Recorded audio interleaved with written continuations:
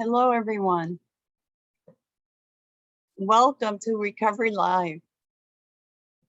Today, September 23rd, we are going to be participating in an amazing conversation on the topic of criminal justice systems impact on marginalized population. I have folks still coming into the room, and I see that we have people from all over different states in the country, and that's awesome. I am in Boston, Massachusetts. Actually, no, I'm not. I have an apartment in Boston and I have one in Rhode Island, and I am in Rhode Island today. I kind of lose track of where I'm at sometimes, but I'm in Warwick, Rhode Island, and I have the pleasure of being here with two amazing women that will be our speakers for today. But before we go there, I wanted to go over some housekeeping issues before I do the introduction and start our conversation. So yes, so here I want to talk to you a little bit about C4 and what our organization does. So C4 Innovations is an amazing organization that actually works on advancing equitable access to recovery, wellness, and housing for people who are systematically marginalized. We are also very committed to reducing the disparities and achieving equitable outcomes. We develop and implement research-based solutions that are person-centered, recovery-oriented, and trauma-informed. Here, there are some hyperlinks there, as you can see, underlined, and those are the ways that you can contact us for anything that you would like to speak to us about. So, yes, so next slide, please. And here we are talking about the panel and the screen, the kind of tech issues. So you will have audio through your computer, or you can call in on the link, the invitation. You will see some phone numbers there that if you need to do audio, we could do that as well. You will be in listening mode throughout this event, and we will be using the chat box for any thing you would like to share. You can introduce yourselves, your name, your role, where you're from, any ideas that come up during the conversation. Also, yeah, any comments or questions. I will be trying to stay on top of the questions as well. And I also have some folks in the background that will be helping us with any kind of tech issues. And if you are having any tech issues with audio or video, please write it into the chat box. Our tech people are in the background monitoring those questions, and they will help you resolve any issues you may have. If you have any questions at this point about anything I just said, you could please put it in the chat box. That would be wonderful. Next slide. Yeah. So this event is being recorded, and it'll be available on our YouTube channel, and you can see the link underneath, and you could also email us at that training@c4innovates.com, and we could help you set up any type of TA or training questions that you may have. All right, so am I moving on from the slides? Okay, so we have an upcoming, we have these every month, Recovery Live events every month, and the next one coming up will be on October 7th, and it will be an online course and it'll be on facilitating post-traumatic growth and recovery. Again, feel free to email us regarding this event if you have any questions. It's right there. The link is right there, and feel free to reach out to us. All righty. So today's Recovery Lives presenters are Raquel Garcia, who is her role is as a coach, creator, and CEO of Hard Beauty. And she's going to tell you a little bit more about herself. And our other presenter is Carmen Pacheco Jones. She's the Executive Director of Health and Justice Recovery Alliance, Peer Navigator, and trainings, runs a training program as well. Before I go any further and allow them to, or not allow them, but have them to introduce themselves, I just want to make sure that I give a proper welcome and introduce myself as well. So I want to make sure that you know who I am. So my name is Ileana Rivera. I am the moderator for today's event. I am one of the trainers and subject matter experts around the topic of recovery, substance use, and training. So those are the areas that I work in SC4. I also am a person in long-term recovery. I have some previous experience as well with the criminal justice system. I have been a person in long-term recovery since 1994, and I'm hoping to contribute. Well, I know I have a lot to contribute to this conversation today. I have lots to say. However, we have some really great speakers, and we're very interested of hearing from them. So, yeah, if you've attended in the past any of our Recovery Lives event, you know that we bring in some great speakers, people that are nationally known, and those who are not, but have done many talks, as their work is well known amongst their peers and colleagues. And so it's we make sure that we bring in some interesting and challenging issues to the forefront and put a voice to that. We have using creative strategies, and it helps the peer workers as well as non-peers in improving the lives of others. So we also try to identify and elevate the voices of individuals who may not be immediately able to speak for themselves. They're not available due to incarceration, mental health, addiction issues that keeps them from having a voice. But however, that's what we are here for, to advocate and speak loudly to the issues that prevent that from happening. We also would like to tell you that we are, well, I want to say that I'm committed to advancing the recovery, wellness, and housing stability for people who are marginalized. We are committed to reducing disparities and achieving equitable outcomes. We engage, support, and partner with service organizations, communities, and systems to develop and implement research-based and evidence-based solutions that are person-centered, recovery-oriented, and trauma-informed. You can learn more about us on our webpage.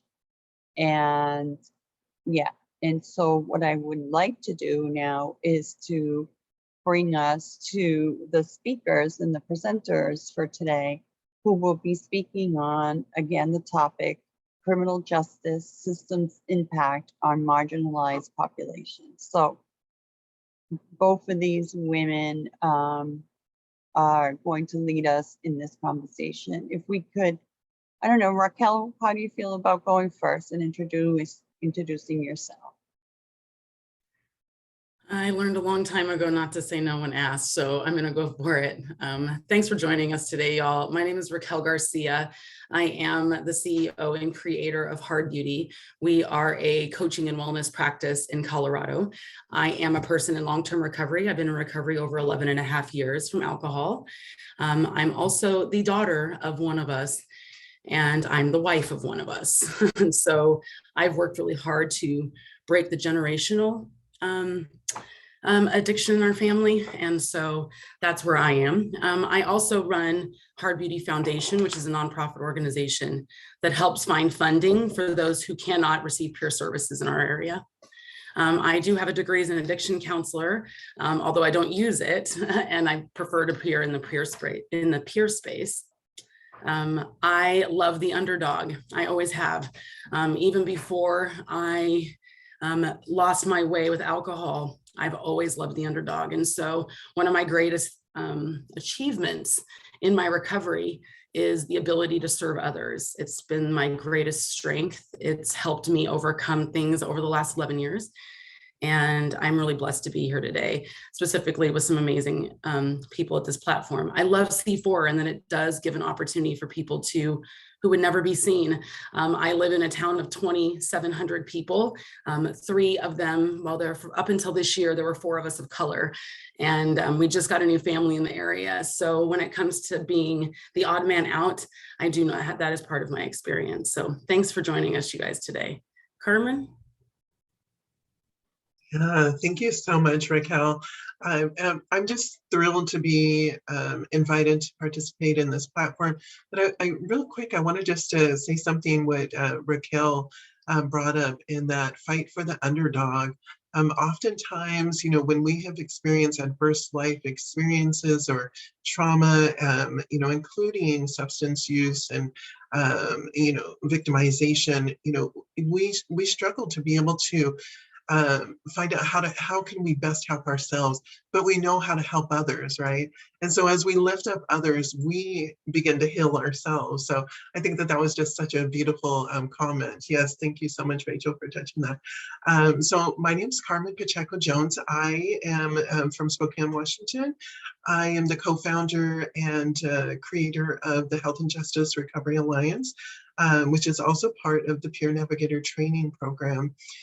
This program was created out of a need to have a peer-to-peer model that goes beyond the clinical service model and really reaches into what communities need, what individuals who are at risk of system enmeshment, child welfare, incarceration, homelessness, the school to prison pipeline, just listening to those individuals and surrounding them with the services that are relevant in a culturally responsive manner.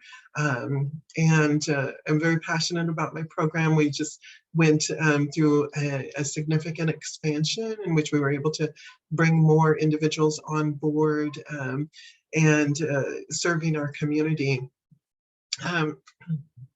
Like Ileana and Raquel, I am a person in long-term recovery, 20 years after cycling in and out of the juvenile justice system and then the adult justice system. So from 12 to 33, during times in which I married, I worked, I birthed 5 children. I also spent at least 30 incidents where I was taken away, removed from my family, and incarcerated. And so my trauma is their trauma as well. And as we look at the intergenerational harm that perpetuates further enmeshment within the systems, my passion is to disrupt those generations, that intergenerational trauma, and to support healing and bringing communities and individuals from crisis into thriving. Thank you. Thank you, both of you.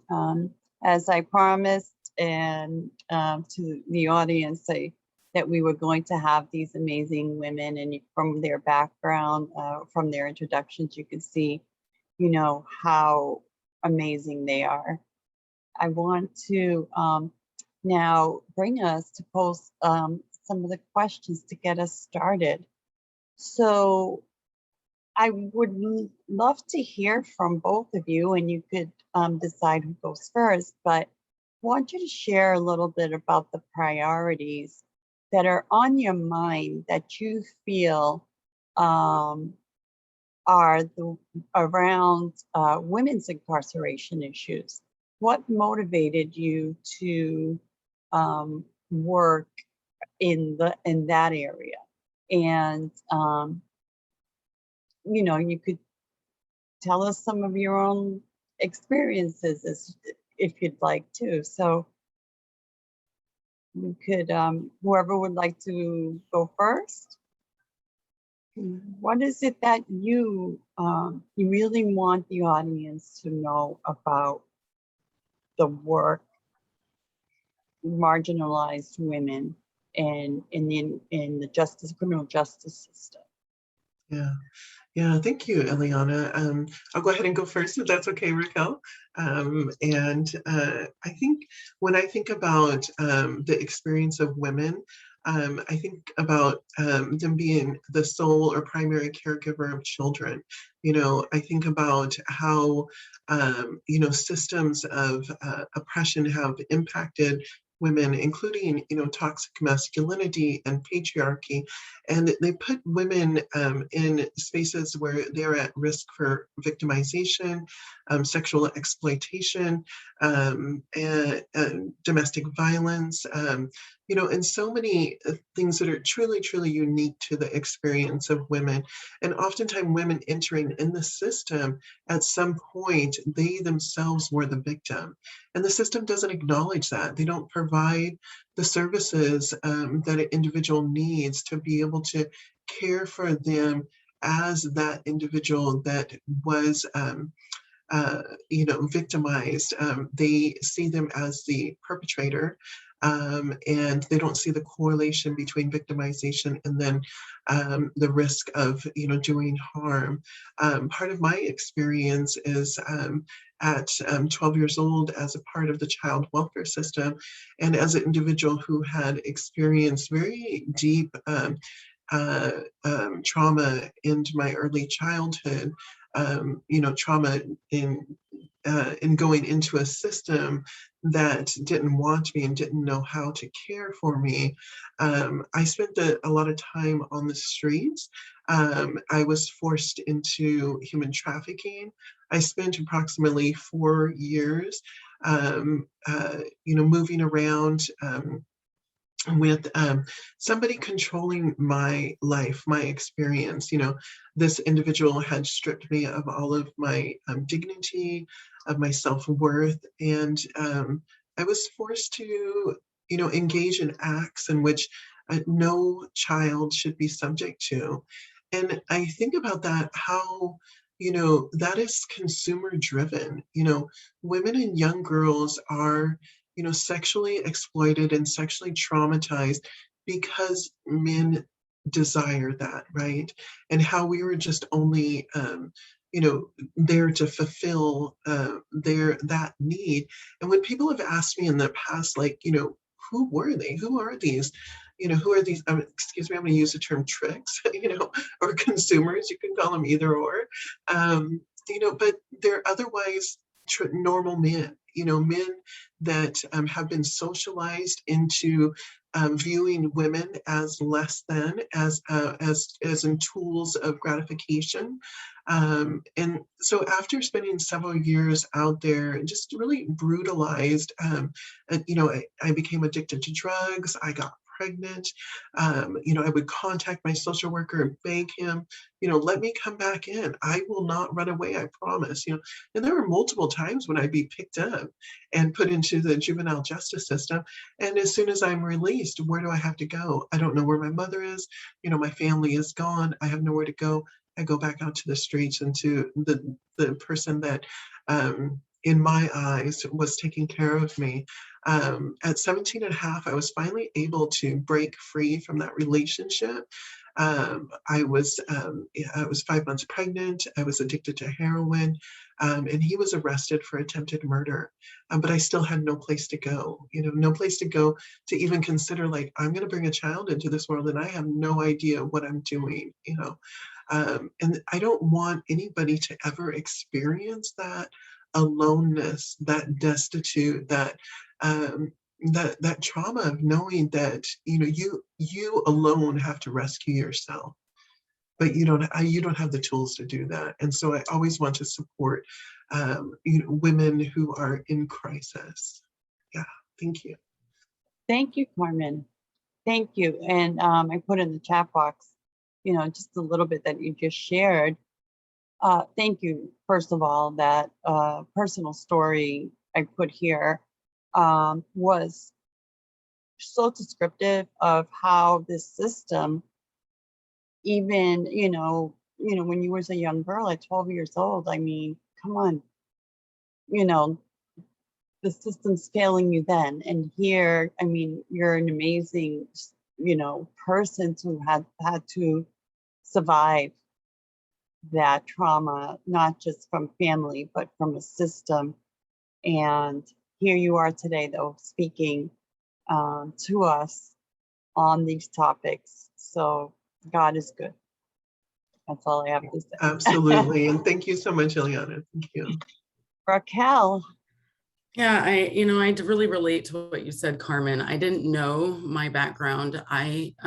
Boys looked at me at a very early age, and was never told that there was any other way that I should be getting taken care of, to be honest. It was when I would try to do things that I thought were outside of being a girl, which was, I was always supposed to be nice. I was never supposed to speak my mind. I was to be seen and not heard, kind of really limited the spaces where I was going to be. And so my background was that I did get on the stage when I was 18 years old to pay my rent. And it's something it took me a really long time to get out of the shame of. But I think women do that. I think we end up in systems out of a place of, I didn't know how to speak. Most of the women that I work with on a daily basis, we really talk about this fire that we have within us. I didn't have an extensive background with the law, but I had my run-in. And so when I think about what put me in that space, it was a flooding of emotions that had accumulated over a lifetime that I didn't know how to use. I didn't know how to speak the words that I was feeling. I was sexually assaulted when I was 16 years old, and I learned very young to be quiet. When you grow up in a household of addiction, you're also told, shh, be quiet. We don't talk about those things. And so I think women come from a very muzzled space. We've been told to be seen and not heard most of our lives. Yet we have this underlining power, like you said, Carmen, of having a huge amount of weight on us, like raising children, and the amount that we really endure and what we do. And then when you add the stress of that, I know as a mother who used, I didn't know what else to do. I also came from a family and a line of people who did that with their own trauma. My dad was segregated till he was 28 years old, and most of my family, right? So what did they do with the things that they felt? They picked up. And so I did what I saw. And so what I love about the peer space, Carmen, and what you said was that we have an opportunity to show and share something different, that they don't have to be alone, because I felt very, very alone. There weren't many mixed women, mixed children in the suburbs that I grew up in. So I didn't really feel like I had a home. I didn't really feel like I belonged with the Black community or the white community, but the using community seemed to fit me in, and they didn't really care too much about what I looked like. And so the peer space is a really opportunity to, I work with women to harness their fire. I don't think the way I was made was wrong. I just didn't know how to use that. And so, Ileana and I have talked about that, about the fire within. So I work with women to understand themselves, to understand why we operate, to do self-mastery and honoring ourselves and working with what we have in a positive way. I'm a hustler, I tell everybody, you know, but I use it in a positive way. I can raise hundreds of thousands of dollars for organizations and communities that I love and help women to do this, to do the healing work. So I love the peer space, Carmen. I think we do have an opportunity, and, you know, for those of you out there in the community, to share our experiences, and to sit next to somebody at their well, and not, I don't want people to tell me what to do either, Carmen. I heard you say that, right? I had everybody trying to tell me how to go, what to do, what I was named, what label they were giving me, until I didn't even have an identity other than the labels. Everything they labeled me, until I broke free of those labels. And, you know, for me, it was other women who sat next to me and showed me what they had done and gave me really big space to figure it out for myself. So I think that's what we can offer, even just changing the system, is coming from this fact that you think you know better than what I know for me, and you don't, you can't. Nobody designed the system I live now, and I've been doing it very well for 11 and a half years, and nobody, it's not from a system. Yeah. And so in thinking of the work that is being done and where you all, in the areas in which you live and the communities in which you, you know, work and shop and, you know, spend time in, how does this work that you're doing impact those communities? You know, what are some of the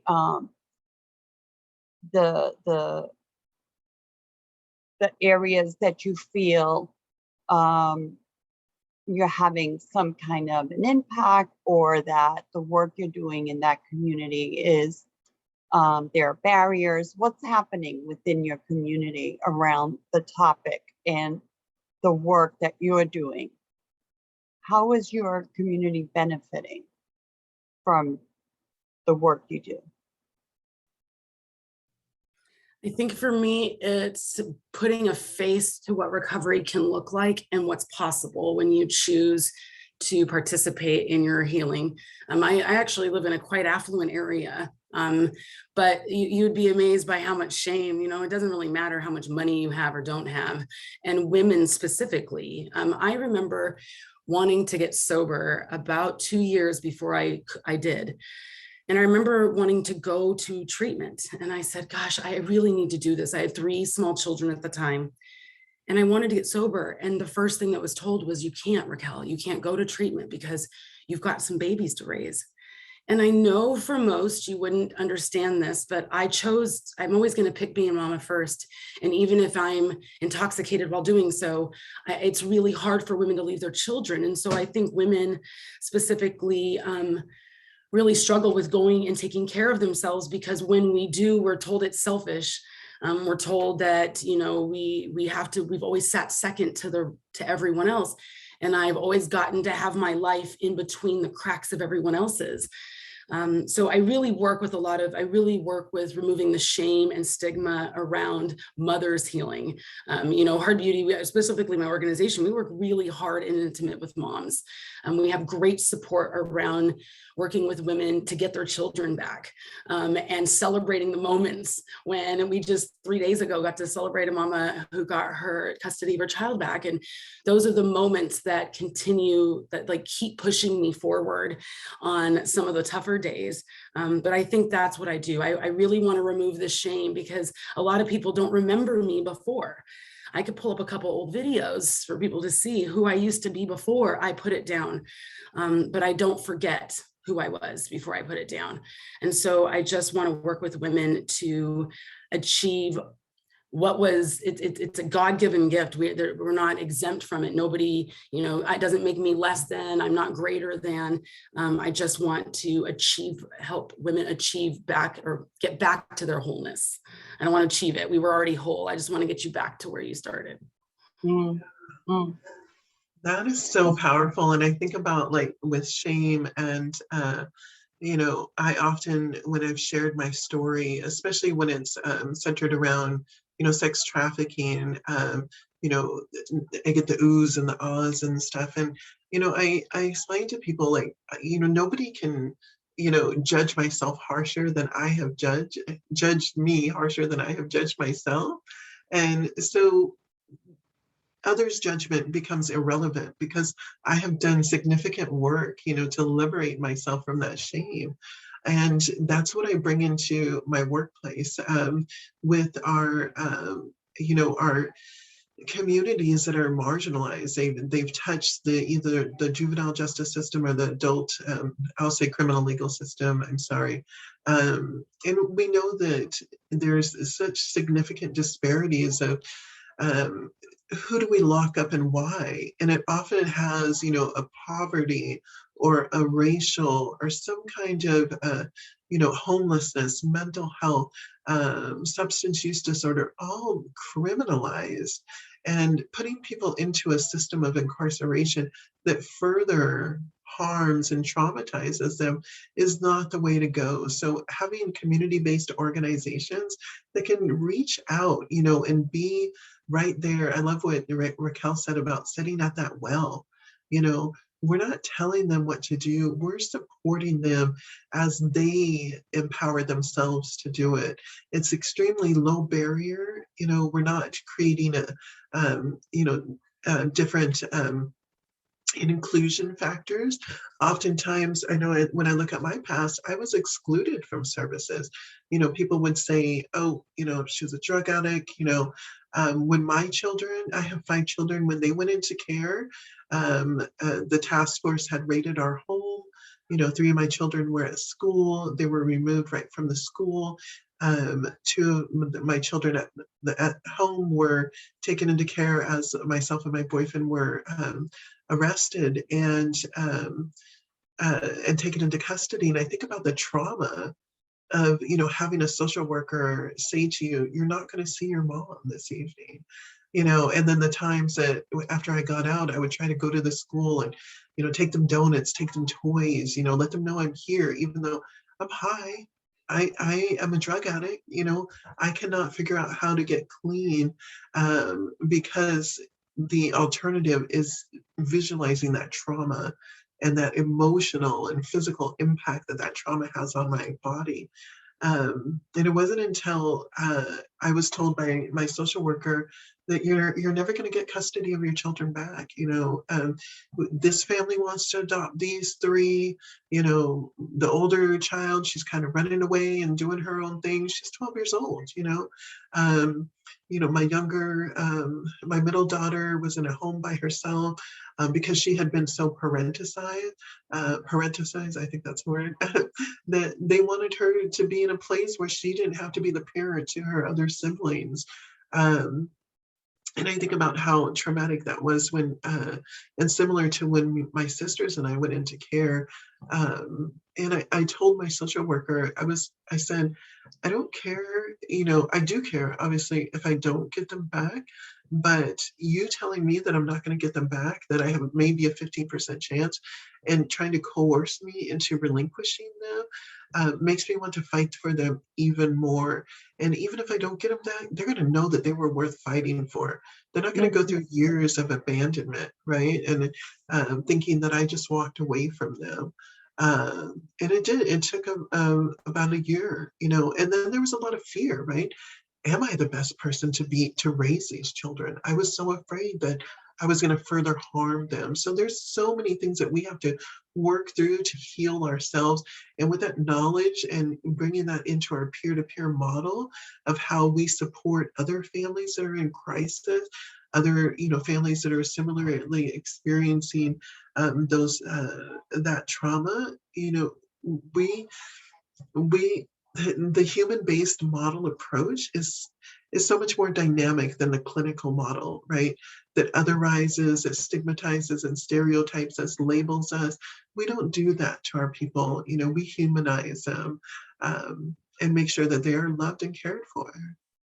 You know what? I love what you said, Carmen. I piggyback on that real quick. I also I work with our children.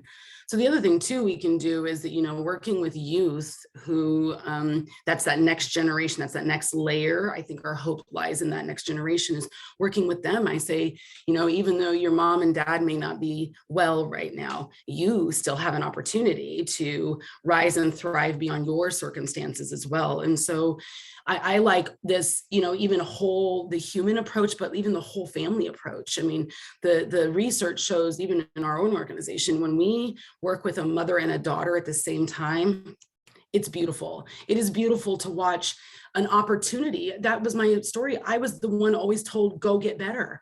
They put me in psych facilities. They labeled me schizophrenic at some point. And I don't know, I had about 6 different labels, but nobody talked to the dynamic of my entire family.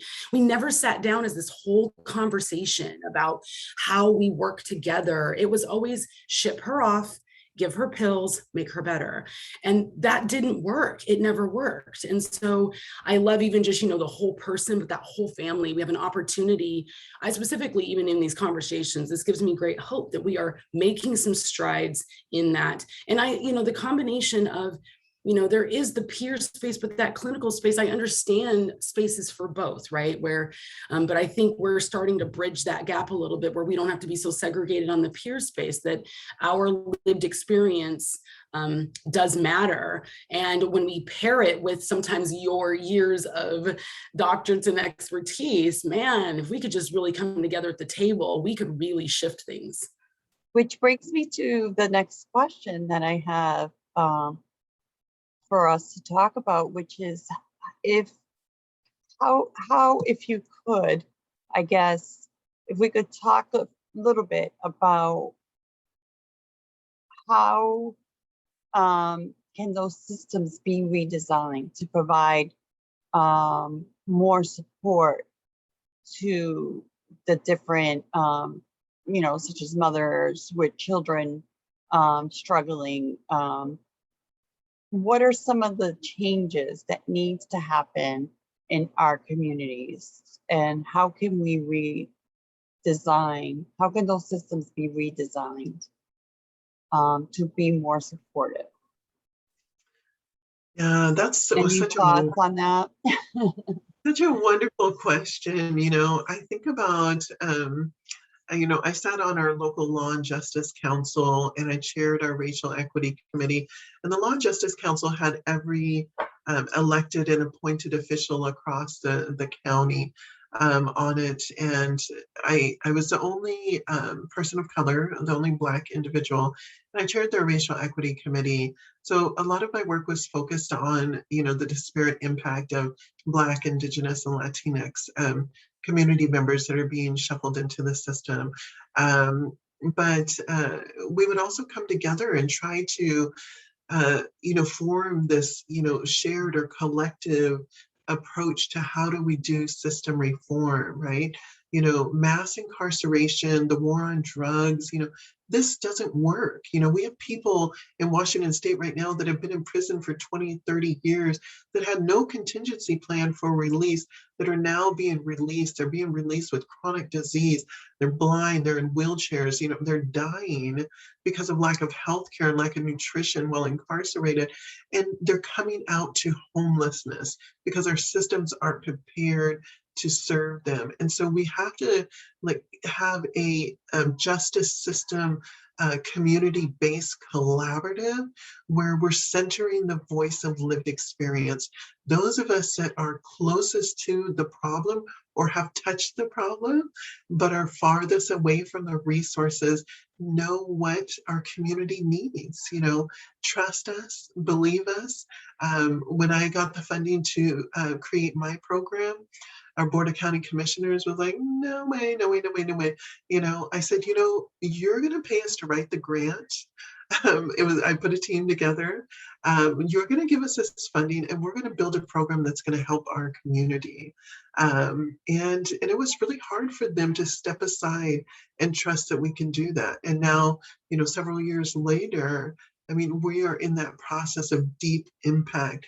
Our participants are getting housed, they're stabilizing from substance use disorder, they're getting the culturally responsive, holistic care and a human model of care for behavioral health. Like Raquel was saying, the overdiagnoses, I myself spent time in psychiatric wards. I see it because they don't know any other way to do it, but allow the communities to step up and do it. Like, we are up for the challenge and we want to support that. So I would say, the community-based organizations and not the nonprofit industrial complex, which has historically been funded, and there are 7 degrees separated from the communities that are serving, and stigmatize and traumatize and an approach with a non-trauma informed awareness.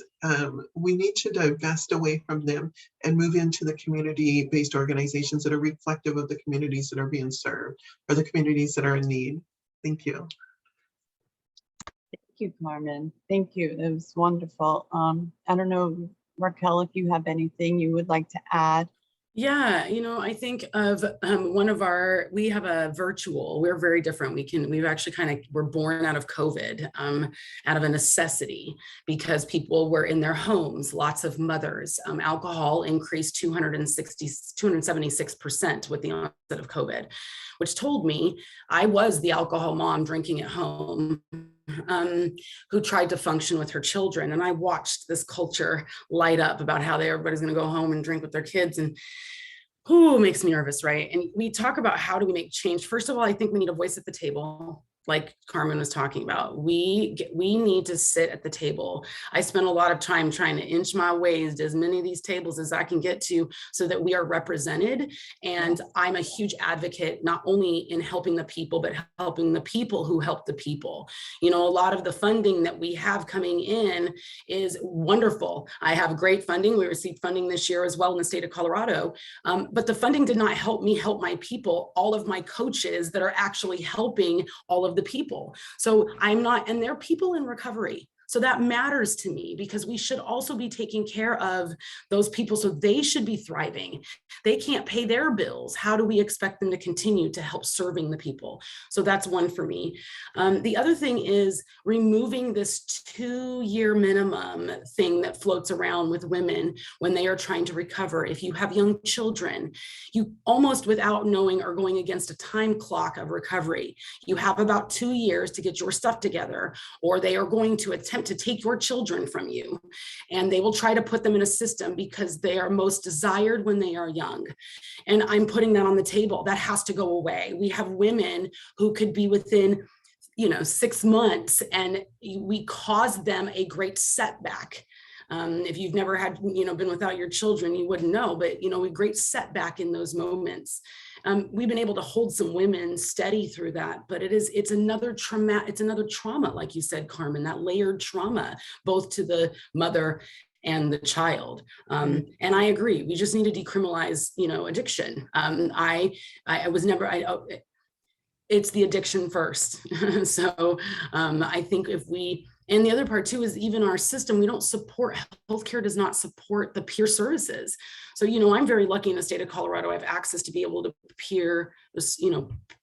bill for Medicaid at the peer level, but, insurances don't cover peer support, and it's not covered by insurances, and it's not it's not cheap to run.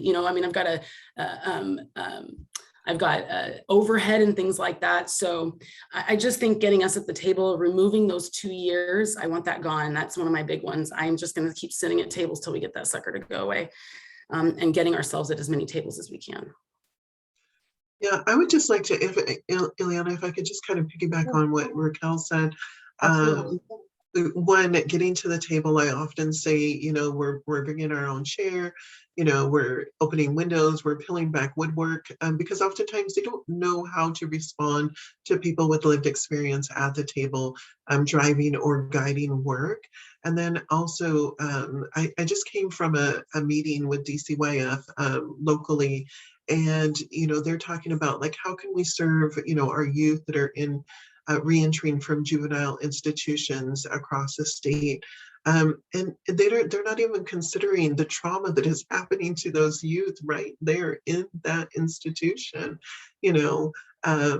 And until they address that, and one person did speak kind of what you were saying, Raquel, like changing this idea, making sure that the people that are caring for them are the best versions of themselves. So we have to support those frontline workers, and be very selective of who we're allowing to have access, and at what point individuals are accessing, potentially vulnerable people. And one of the things when I created my organization, like I fought for a livable wage. The system was telling me, no, pay them $15 an hour. I'm like, no, they're going to be making $25 an hour. We have to have economic equity. We always have to advocate that, or else our caregivers, our supporters are in crisis themselves, and we don't want to set them up for failure. So thank you for letting me add that. All right, I just got to say, preach that one. I absolutely, that fair wage is really passionate for me, because I really think I think also too, they look at us as we should always just be on the bottom of the boat, grabbing from the bottom of the barrel forever, because I should feel so grateful that I've recovered. And that should be just enough, is that I've just don't use. And I think that we can do better. This is the United States of America, right? We're supposed to be doing better than that. Yeah, and so we're coming to the end, and I want to make sure we have enough. There were some other questions too, but we also want to make sure that we have some time for you to answer some of the participants' questions. So we have our first question, and the question is, what do you think about people of color, incarcerated in mainly white communities being used to boost the population numbers in census count appropriations? So what do you think about that? People of color being used in that manner? I think it's a tragedy, and I think it's part of this, mass incarceration and validating, the bias that already appears within our criminal legal system, monetizing, humans as if they're capital, and it just shows the insidious nature of what we're dealing with when we're trying to reform systems, because it's a very purposeful and exploitive measure, to drive in, dollars based upon, diverse diversity, I guess. Maybe Raquel would have something else to add to that. Okay. No, I see. I mean, I'll do a little smidge, but I can see that even now. Like I have had people even exploiting me or trying to use me, because right now, sometimes funding's wrapped around our skin right now. And so people, that little token piece. I live in a like I said, in a majority white community. So I can see it a little bit, not as, so I understand it from that standpoint, not from the incarceration standpoint, but I see the parallels there. Awesome. Now, where did my other question go? All right, so next we have a question here. I'm here, where is it? Why is that scrolling down? Okay. I'm so sorry. My scroller is acting up. Okay, number 2, women in the criminal justice system don't focus on helping to maintain the family bonds. What services are available to encourage contact with parents? Yeah, that is a really great question. And, within the last few years, there has been a significant movement to ensure that children of incarcerated parents have access to visitation. Of course, COVID threw a wrench in that. And what also happens, especially when those children don't have extended family members to care for them and they become part of the child welfare system, there's such a demonizing and villainizing of that incarcerated parent, and this lack of ability to support that engagement. If I'll tell you some of the things that my children's foster parents would say when they would return home from a visit with me. The children are so traumatized, Adam, he was my middle son. He hadn't wet in the bed, supposedly the whole time he was in foster care. He goes and visits me one time and he's home and wetting in the bed again. They would accuse, when we were in a shelter, they would accuse me of giving lice to my kids. So the shelter staff would have to check my hair before every visit to make sure I didn't have lice. They said that I was using my daughter's urine to fake my UAs. They were telling my children this, and creating reasons in which to, continue that separation, that villainizing and that demonizing. But if you can villainize and demonize a parent, you also, that it's not a far extension to doing that to the child. And that's why children in foster care system do not thrive well. Within months of aging out, they're homeless, they're addicted, they're exploited. They're not learning the skills and don't have the support to be able to succeed in life. So that's one of the things. Hopefully I answered that question a little bit. Thank you. Yes, you both are doing such a great job and being so thorough. Thank you so much for that. And I have another question that came Can up. I want to say one thing about that, just because I'm passionate about coaching youth that are in whose parents are in the criminal justice system, and so they're in foster care. And I see also there's not thought into trying or attempting sometimes for the cultural differences with those children. In our area, it can be a very it may be a part of, there's not a lot of people to also help out in the foster system, but we see them pushed into these areas where the child's beliefs aren't honored, of where they came from, the family. This new belief is pushed upon the child and things like that. So, and it's out of this desperation just to place children wherever, and the work that's involved in working around that as well. Yeah, absolutely. So yes, so another question came to us. So in your opinion, what are the most pertinent and useful topics to bring into counseling someone that is currently incarcerated and on MAT? If I'm coaching somebody in that arena, would be around support systems afterward. We do a lot of coaching in this space, mainly to help support. There can be a lot of shame when you come out trying to get your MAT treatment taken care of. And so, right here, first person someone called me, I'd say I would suggest a recovery coach for you, because they can be supportive. They can help you make sure their job is kind of to know what to do with MAT, where they are, the best place for you. And so I would really do that, because they can also help with managing your caseload. When you come out too, there's a lot to handle. There's so much between court cases and visits and things like that, that really, this is where Carmen and I and our organizations kind of soars, because we can come in and really be supportive and know that it's overwhelming and know that it's a lot to handle. So I would suggest peer support for anybody who is dealing with MAT. Or the incarceration piece, finding somebody that has that same, call Carmen's organization, honestly.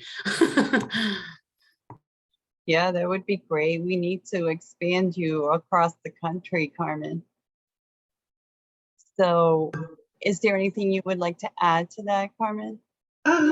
Yeah, thank you so much for that nice plug there. I think the peer-to-peer model, has such a value. It's finally being recognized. We're organizing. What I talk about, especially in rural areas and areas where there's not a lot of peers that are representative of the communities that are disproportionately impacted.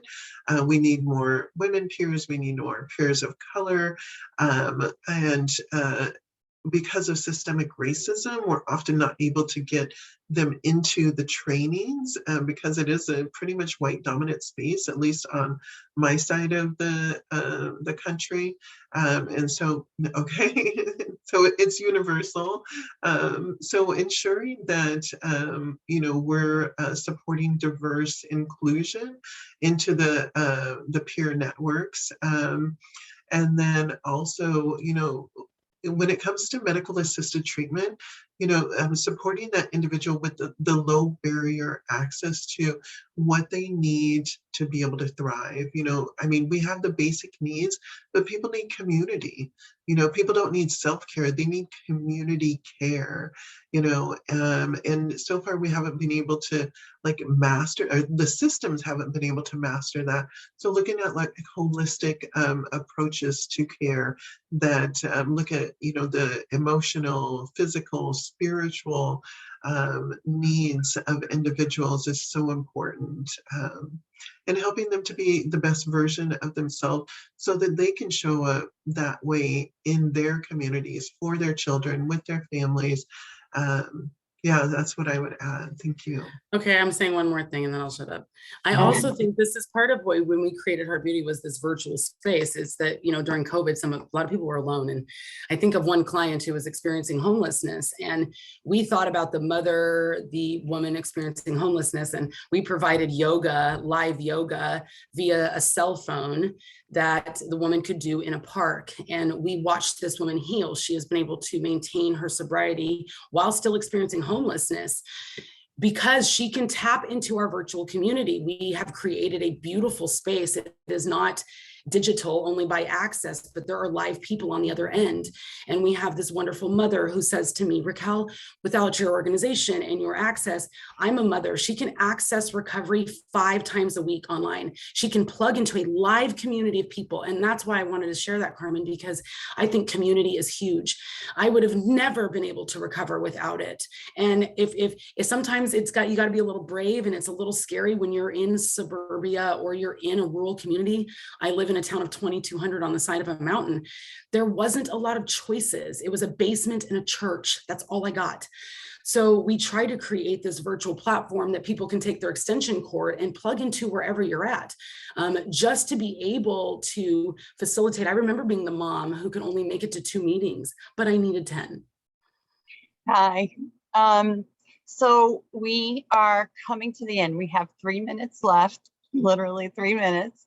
And I know I would love to give you each half a minute at this point to just close out, so that, because they also have a survey that our participants need to fill out at the end. So 30 seconds to close yourselves out.